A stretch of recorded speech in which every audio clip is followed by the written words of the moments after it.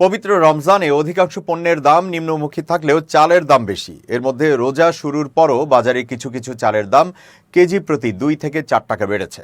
শুক্রবার রাজধানীর বিভিন্ন বাজারে ক্রেতা বিক্রেতার সঙ্গে কথা বলে জানা গেছে, বাজারে এখন অস্বস্তি শুধু চালের দামে।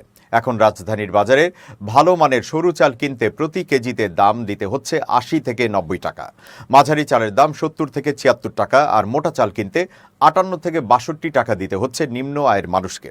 চালের খুচরা বিক্রেতারা জানিয়েছেন, গত 6 মাসে 3 দফা চালের দাম বেড়েছে। সবকিছু হিসাবে নিলে কেজি প্রতি প্রায় 8 থেকে 10 টাকা দাম বেড়েছে। এর মধ্যে শুধু 1 দফা 2-1 টাকা কমেছিল। মোটা চালের দামও কম নয়।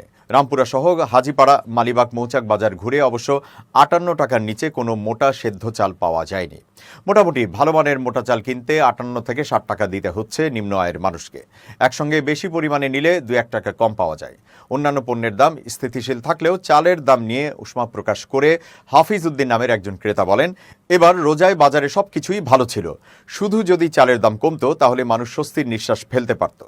এদিকে বাজারে অন্যান্য পণ্যের দাম আগের মতো স্থিতিশীল দেখা গেছে। কিছু পণ্যের দাম নিম্নমুখীও আছে। রোজার শুরুতে সয়াবিন তেলের যে সরবরাহ সংকট ছিল তাও এখন কমেছে। সব দোকানে খোলা সয়াবিনের সরবরাহ স্বাভাবিক থাকলেও কোথাও কোথাও বোতলজাত তেলের সরবরাহে এখনও কিছুটা ঘাটতি দেখা গেছে। লেবু, শসা ও বেগুনের মতো বাড়তি চাহিদার পণ্যগুলোর দাম কমছে।